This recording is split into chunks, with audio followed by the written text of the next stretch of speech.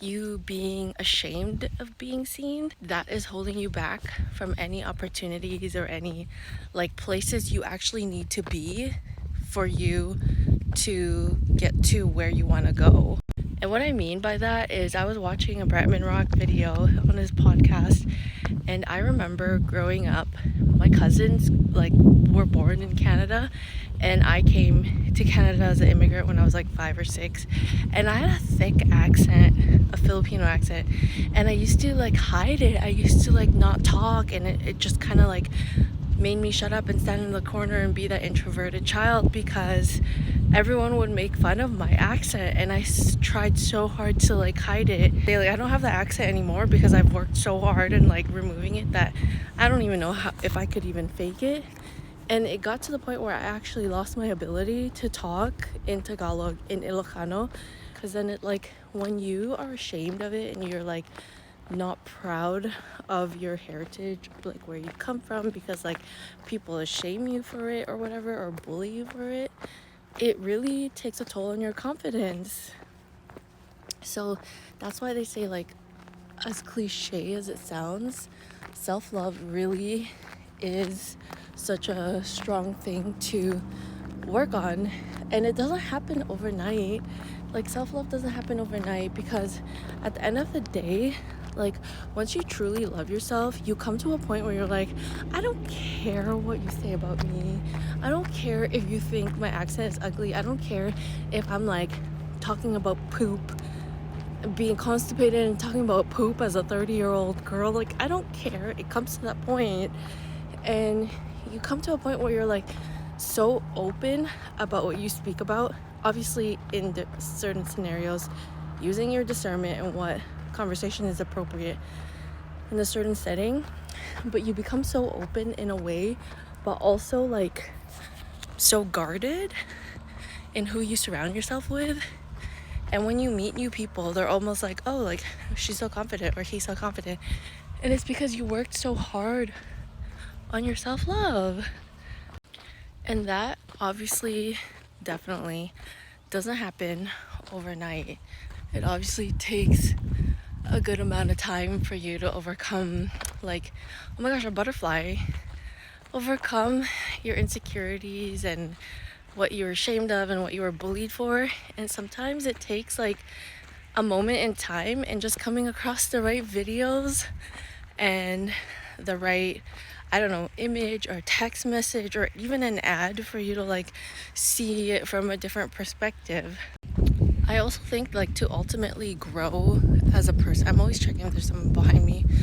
I also think, like, ultimately to grow as a person, you have to have humor, in a sense that, like, when people have certain feedbacks or criticism towards you, you have to take it with a grain of salt, and you have to really evaluate where that person's opinion or criticism is stemming from, whether it's them projecting towards you or if it's an actual thing where like this person is legit, they care for you, and they are actually giving you good feedback for you to grow.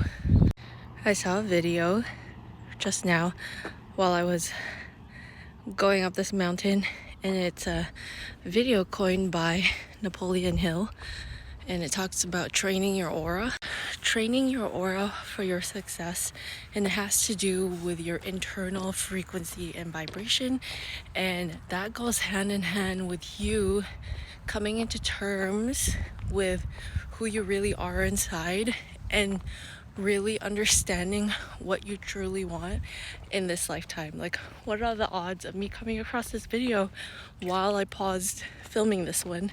So he says that you can do morning affirmations of like, I am rich, I am wealthy. You can visualize all your dreams. You can surround yourself with people in rooms of affluence and wealth and abundance.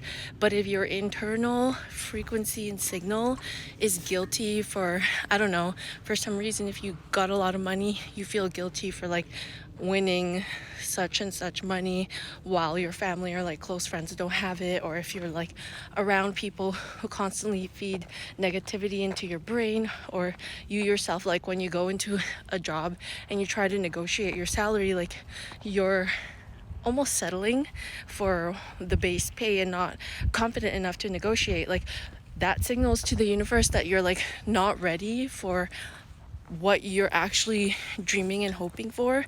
And I truly believe that it all stems from like inner work in trying to figure out where your truth lies and how your soul aligns with that, because it's visible to the external field, like it's visible to the universe. Like, have you ever come across a really skilled salesperson, but then as they go on and they talk, you could kind of see through them that you're like, oh, you're not really interested in my well-being, you're actually interested in just getting your commission. Like, that's the same thing. Like, the universe could see right through what you're projecting externally. They could see, or God, the creator, the universe, whatever, could see where you actually lie and what you truly value of yourself. And then he talks about actually how to train your aura. Is to begin to start off with is, are you able to imagine and feel your wealth, your value?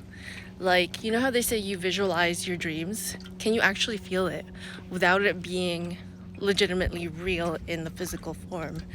And if you can feel it, that's you actually making progress and working with your aura and your value of your soul and the frequency that you align with. Because at the end of the day, like money, your opportunities, people, they're all a frequency, and you have to guard your aura. You have to guard it, because your aura is what projects to the universe of what's really out there. He even begins to talk about healing your nervous system and allowing your nervous system to align with your vision of your life. Because when you truly, if you are able to sit in a maybe quiet room and meditate and close your eyes and visualize like your dream life, do you truly feel like it's real, as in you're living in that dream? Like, do you feel it? Because that's what he talks about. Like, if you're not believing it, if you can't believe that it's real while you're visualizing it, if your nervous system doesn't get excited, or not even excited, more so, but if your nervous system doesn't actually believe that it's like feasible, you're not gonna align with it. You're gonna feel a difference of displacing yourself. I think I talked about this in a video that I just recorded. I'm actually going to post that one first before I post this one, or vice versa, but keep a lookout for it. Like, you could wake up, do your morning affirmations, and have this belief, go out there into the world and go like, oh, I'm gonna do it, I have this is happening for me. But by the end of the day, when you get home, are you in a different mindset?